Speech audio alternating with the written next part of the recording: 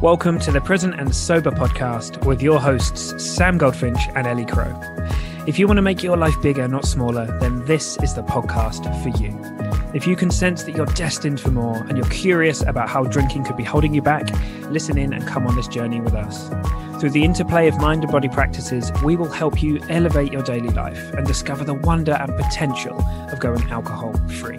Let's make life bigger together.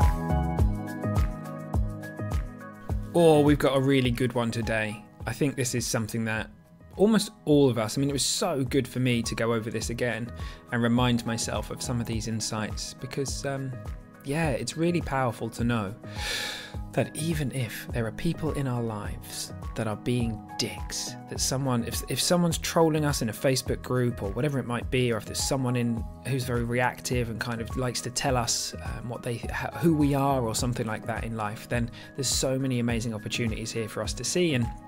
And often when people are being an arse, what it brings up in us is something to be really grateful for. And look, it's a big topic and it's something that we talk a lot about in coaching and in our programs, because ultimately this is how we move from feeling like a victim to really feeling empowered so that we can go out there and create our life in spite of any circumstances. And so, really cool conversation today that I can't wait to put out there into the world. And all right, team. Just like last week, I'd love to make a go leave us a review statement. It would be so amazing. It's so great to read them, and thank you so much for all of the reviews and the lovely kind words that you've left and the things you say in the podcast group. But if you've got a minute today, if it's on Apple or Google or Spotify, wherever you listen from, if you could leave us a review, we'd be eternally grateful. And as I say, it's the greatest and way for us to get the word out, people to find out about us. So much love. See you soon, team. Hey team, it's another one of them podcasts you like with me and Ellie, and I've been set free. I've been let out of my box. I'm allowed to do the intro, so here we are. I've been allowed to do some podcasts on my own as well. Can't believe that Ellie's let me do that, but here we are. The freedom of doing this is intro. Why you're not allowed to do intros. I was just sitting here and enjoying this moment. It's so nice. Anyway, today we're going to talk about something. No. Oh, what's going on? Let me pause it. What's she up to? What's she doing? She's about to go on the blue chair. She's not allowed on the blue chair. Oh, goodness. I thought it was more serious than that. No, she... Hang on a minute. So the first time I get to do an intro and then you decide to bring animals in so that... this is shocking. Right. Today we're going to talk about something. I'm going to try again. We're going to talk about something that I think is really important. It's basically what to do with people in groups or in our life that are either being an asshole or trolling, or, when you sort of go into Facebook groups or communities and stuff like that, and people just say things because they want to get a reaction, or perhaps there's people in your life who you kind of see in that way as well. And often we can end up kind of innocently in feeling a victim of that stuff, and it can bring up stuff and we can be reactive and we can do things that we don't want to do, or we can feel kind of singled out and disempowered. And we just wanted to make a little podcast that will help us to flip that so that we feel empowered, and so that we see these as moments to learn from, that we can grow from, and turn it into a teaching moment or a learning moment, something where we can move on and grow and evolve from that stuff. How'd I do, Ellie? Was that all right as an intro? It was pretty good. As far as intros go, it's pretty good. Fucking even with the distraction of Lola was getting all caught up in the curtains to start with, all the lights getting shone in from the sun, and she tried to get on the blue chair. The way that you went, no, I thought there was going to be like a dog humping something in the background, but then I thought, no, Lola's not. Oh, that would be perfectly acceptable. But, well, they do. Girls do hump stuff. Yeah. Is it? Yep. I think this is a whole world. I don't have a dog, so I don't know about these things. Yeah. Well, one day our lives are going to be flipped, aren't they? And it's going to be really interesting, because you'll have lots of beings running around. Yeah. And I'll be like, I'm past all of that now. Just me. I don't know if that'll be happening. Oh, good Lord. We'll have to wait and see. Come on then. Am I carrying on?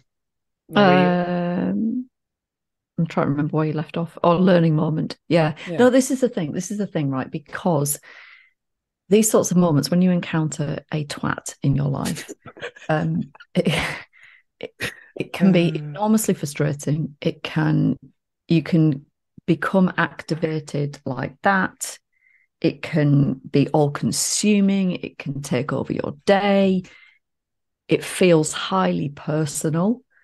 And, I've had moments like this in my life where I've then been so caught up in the exchange or the thing that it's just like sucked all of the energy and the life out of me. So this is a really important subject because we can't control how other people show up and how other people see the world.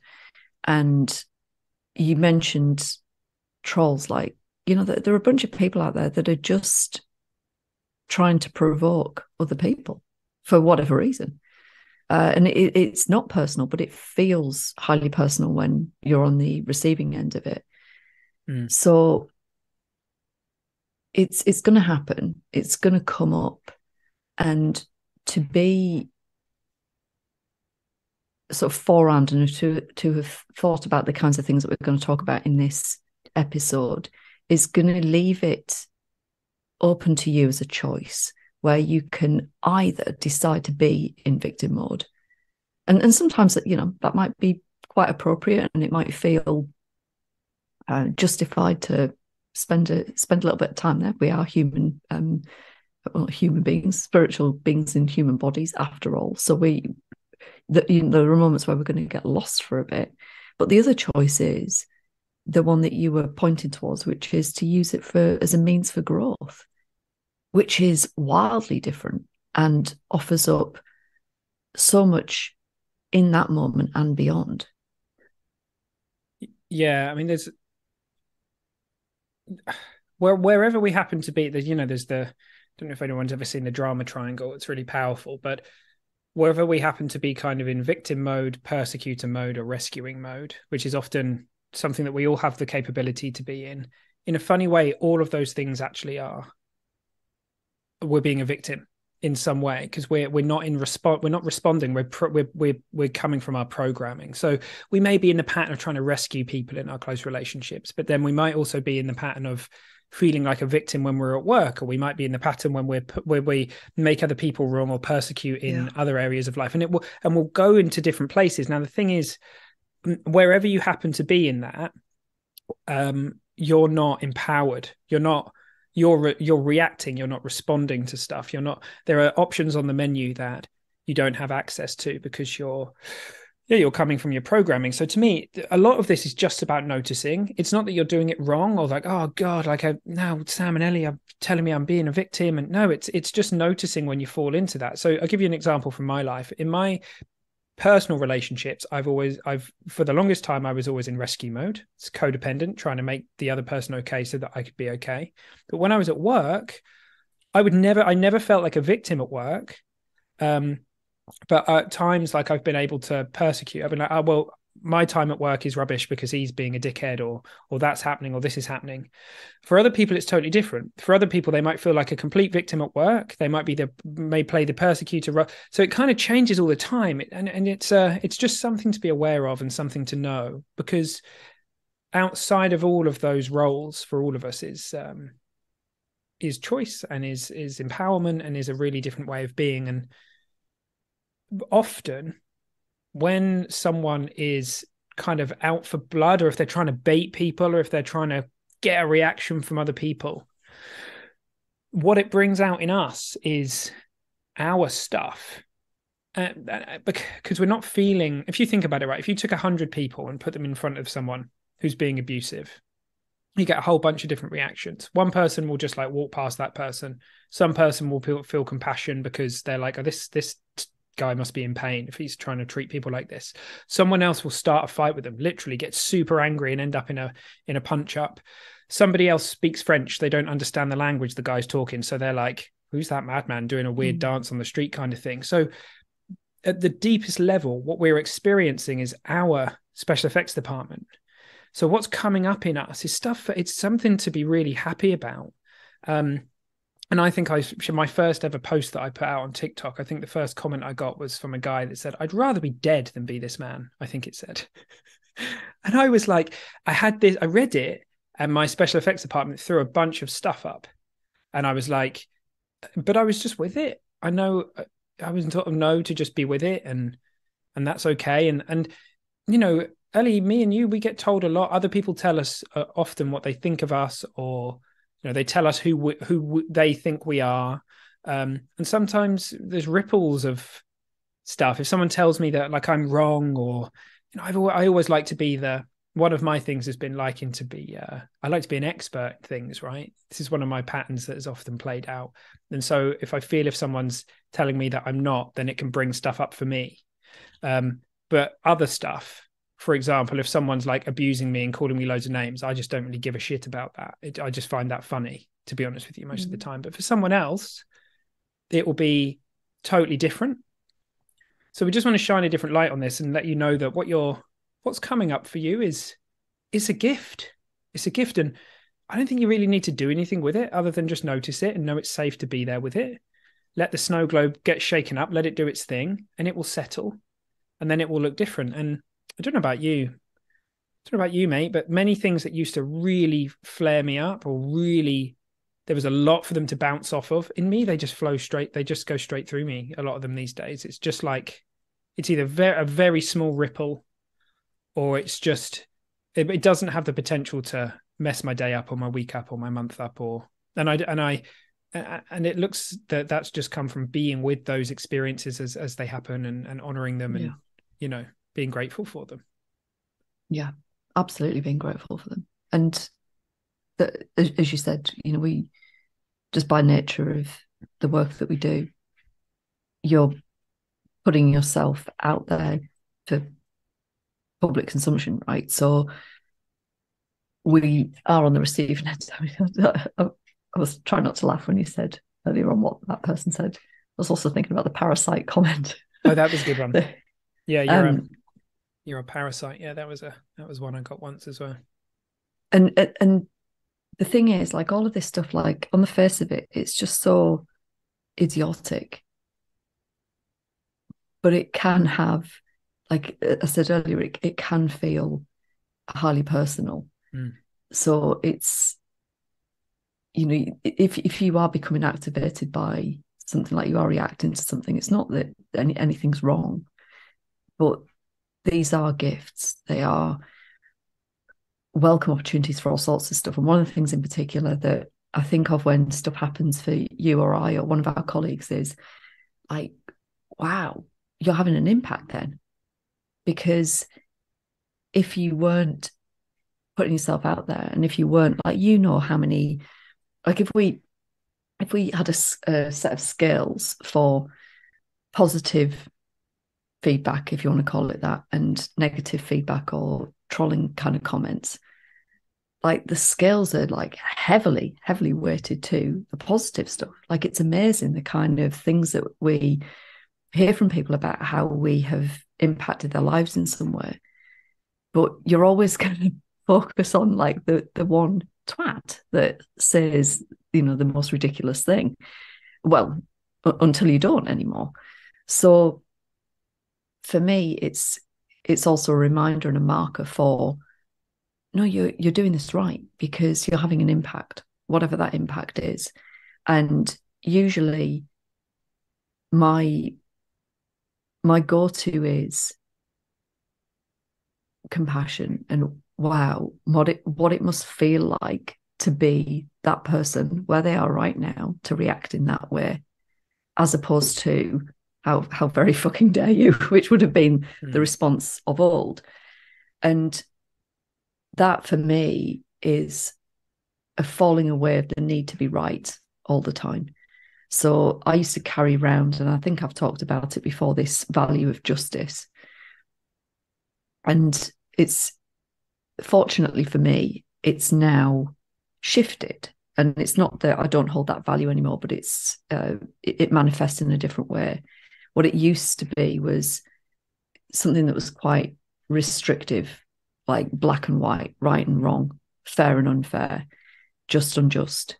And if something in my mind, which is it's all made up, is unfair or unjust, my goodness, like I would go to the ends of the earth to deal with the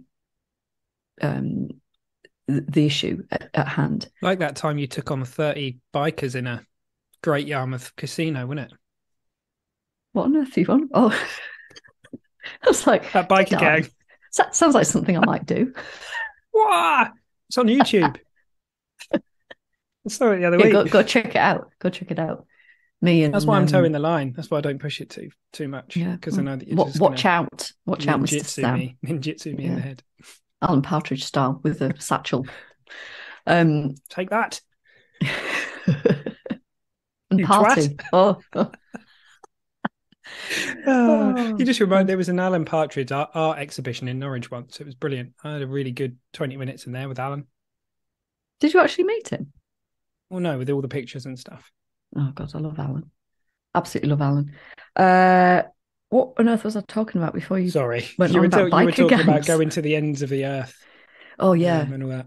Yeah. So I had this need to be right at what cost, though? Because aside from the impact that I was having outwardly, like that, using energy in that kind of way is really, really corrosive. Like, I would have, if you imagine, I don't know, some kind of like online shopping disaster, something's gone wrong. Yeah, you imagining it? I've had a few. When you've got cause to complain about something, like, my God, like that would consume me. I'd be like incensed, like, I have to, this isn't right. 7 emails, get this done now. Yeah. But that all has a cost attached to it. And as I said, there's an outward cost, the way that, the kind of energy that you transfer to other people. So when you become a Karen and, somebody's on the receiving end of Karen, and how that affects them and their day. And then this corrosive nature internally, like that was, I might feel like I'm justified, right? I've got my money back, or I've got my compensation, whatever the thing is. But it never felt good. It never felt good because of that corrosive nature. So the shift for me has been from this need to be right to this need to connect in some way.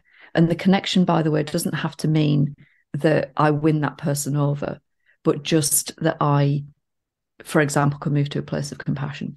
So fairly recently, somebody made some kind of quirky comment on something that I posted, and I really felt for them. I really felt for them because it kind of stood out like a beacon, as like what a what a strange thing to say, but to put that out there in the way that they did, that person's got to be in a certain kind of place, and that for me, I feel a huge degree of compassion towards, because it can't be nice to be stuck in that place and to be reacting in that kind of a way. Yeah, well, it works both ways, in the same way that what we're feeling when we read that comment that someone else has made or whatever, we're not feeling the comment, we're feeling what's moving through us. We're feeling our stuff that's flaring up from it. In the same way, when we say something, that's true for other people too. So I can go into a scenario and say something that I think is completely, neutral and inoffensive and whatever. And then, someone might take, this interest in the language we use, take offense, like they actually choose to take it rather than just feel something. And if someone wants to be a green light, to be an asshole, they're going to go around looking for green lights, right? And sometimes they're just going to collect them things, and they're just going to use them as an excuse to be an arse. And that's just, and it's not about you. It's just not about you. Like, imagine you're driving along in your car. In Liverpool, this happens a lot, right? There's someone behind you and they're driving really fast. They're up your bumper or whatever. And you feel it, right? It's not about you. It's them. Like, it's their shit, all that. That's not your stuff. And I like how Sad, I can't remember exactly what he said, but I like what Sadhguru says about this. If we're reacting to other people all the time, we're innocently becoming their slaves. So someone comes up to us in the street and says something, and we react, and we're in their kind of like zone of energy. Like it's like we're their puppet. But actually, no one has any power over you to be able to do that. It's insights that are going to help you to see that. But the moment you do, you're able to stand in the street. Like if someone comes up to you in the street and is being aggressive or doing something, you have other options, right? Option 1 might be defend yourself if you need to. Looks like a sensible option to me. Option 2 might be run away. Option 3 might be just be welled with compassion because this person's obviously in pain. Option 4, but it looks like choosing to defend yourself or to take an action based on that is very different to the same action that's reactive. Like it's not about the action. It's about the energy that's informing it behind the scenes. So we're not saying you can never say to someone, you are being a dick, or no, or, if you feel like, no, I do want to actually share my opinion with this person. And I passionately believe that what I'm sharing is full of love. And this other person is not feeling that. And I'd like to share that. It doesn't take that option away. We're not saying become a doormat. What we're saying is you're actually able to respond in a way that's much more empowering, where you don't have to be any of the roles that you may have played in life. You can step outside of those and just be life and just, like I said, I think I said this on a call the other day. It doesn't look like even people that are very awake or someone who is deeply enlightened, it doesn't look to me like they would have taken any actions off the menu. It looks like they'd be much more likely to use them wisely rather than more skillfully, maybe is a good way of putting it. This is not about action. And the other point being that even the most enlightened beings are still going to have their own experience, right? It's not like people that are sat in monasteries or whatever are devoid of the human experience, because they're going to have it just in the same way as anybody else is. In the world it doesn't look like we're going to suddenly not have thoughts or feelings. It's just that looks like a neutral energy that brings reality to life for us, and it's a beautiful thing. It's just that what's the way that those beautiful energies play out on us, on the consciousness that we are, they just it's a different dance. And then it makes sense, we're going to spend a lot more time hanging out in nicer spaces because we're just not worried about the flutters or the emotions that might come up. We know that they're safe. And that's one of my deepest experiences of the last few years has just been that I've just let go of trying to get rid of any of my emotions or thoughts. I just, they just are, and they're transient, and I know that they'll come and go.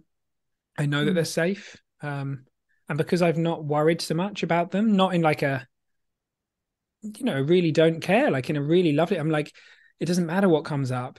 The kind of awesome byproduct of that seems to be that a lot of the uncomfortable ones, they just seem to come up less often. So for me, a pattern was trying to rid myself of anxiety. I was on that mission for nearly 20 years, addicted to anything to try and get rid of my anxiety and banish it for good. Well, actually, I didn't find liberation from all that, or a much deeper degree of liberation from anxiety, until I realized that, anxiety is okay. Like it's a thing. Like it's just an energy, a feeling. It's not wrong. It's not any of that. And once I had some insights into the nature of anxiety, and I realized that all that stuff, it just seemed to show up less often. And it makes sense to me, because if you imagine someone walking around worried that they're going to get anxious, what does that create? It's like fractal anxiety. We can get anxious about the fact we might get anxious, and before we know it, we can end up in these looping thought cycles. That's exactly where I've been before.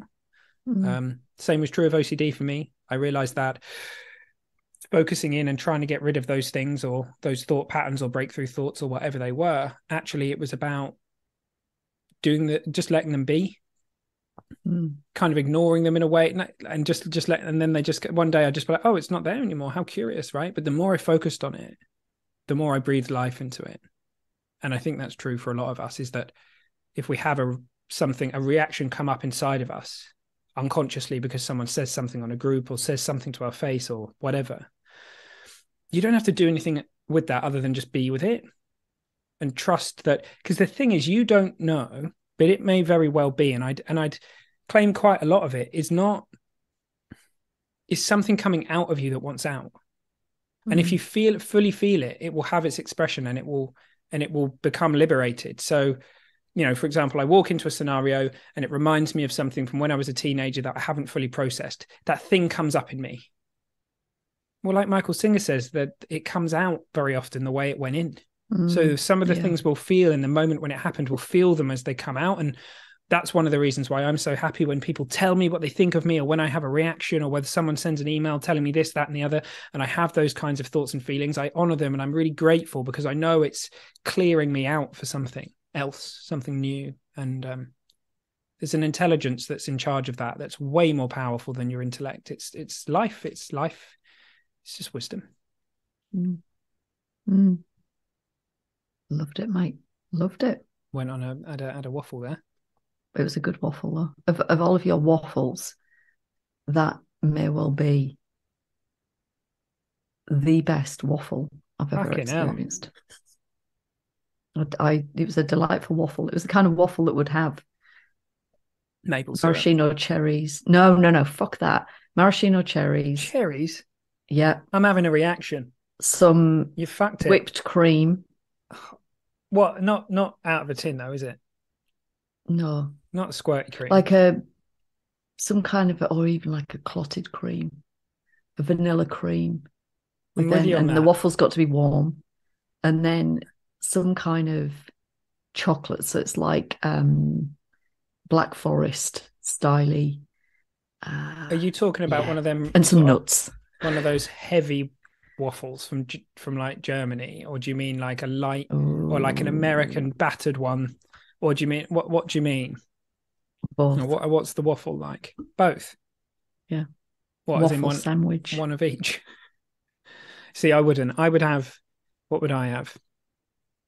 There's a place called the Waffle House where I grew up. Actually, it's quite good. They used to do this chocolate mousse waffle that was good. I think it's got to be bananas and maple syrup probably for me. Okay.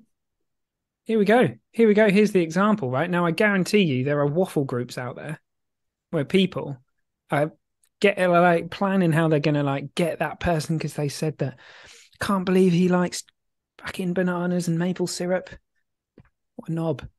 Crumble a flake on the top of mine as well. That's the other item. What, like a 99? Oh, tell me. You'll know this. Go on, tell me. No, go on, you're right. Well, them 99, they were called 99s because they used to be 99p, right? They're 99. Yeah. Were they not? Is that not what it was about? No. Well, what was it about then? Why were they called 99s then? Well, so you go to Mr. Whippy with a flake in it for 99p. When I was a kid, they were probably about 50p, something like that. 3 shillings. Maybe not even that. Yeah, exactly. Yeah, well, they were. I'll tell you what. There's some homework for you. Go and find out why a 99 is called a 99. What else would they call it? For any of our American friends, we're talking, I don't know what you call them, but you know, like a Mr. Whippy ice cream from the man in the van. He just makes a Mr. Whippy for you. I don't know if they have. Do they have ice cream vans in the States? Surely. Well, we they do. Have a lot of road to travel. I can know. Well, yeah. Well, they have suburbs, don't they? Did your just parents open road? I mean, there is a lot more open road than there is here, but there is. Did your parents ever tell you that the music meant that they'd run out of ice cream? No, that is a brilliant trick though. Put that in your back pocket. Whoever's listening, that's a good one, isn't it? Mummy, there's one that doesn't have the music on. Yeah, but there's a chocolate flake that you're having them, and they're called 99s. And I just wondered if that's because they used to be 99p. I reckon that's it. I don't see how it could be anything else. We've digressed. Report back. We have. But it was a good convo, buddy. Yeah. I like how you're just cutting it loose. It does feel like the right time, to be fair. It was, because there was something else that I was going to go on to, but it's kind of it's an entirely other subject. So I think we cut this one loose. Good for another day. Bird loose. And yeah, we'd love to know what you think in the group. Yeah. Or yeah. Anyway. Yeah. Anyway. Carrier pigeon. It's fine as well. No, I don't like animals being used for that kind of. I don't actually think anyone's going to send us a carrier pigeon, Ellie Crow. It was for comedic effect. But I'm sorry, it was a joke in bad taste. There's pigeons. You're right. They are. I don't really like the idea of pigeons flying around carrying stuff either, to be honest. But it's less common these days, isn't it? Yeah, they're all in my garden eating the bloody birdseed off the grass. Making waffles. Knockdown. Making waffles. Making birdie waffles. Right, okay, let's shout now before this gets mad. Someone else is going to get annoyed at this and then go thinking about us and an annoying waffle shop. Love you all. Say bye, Ellie Crow. Bye.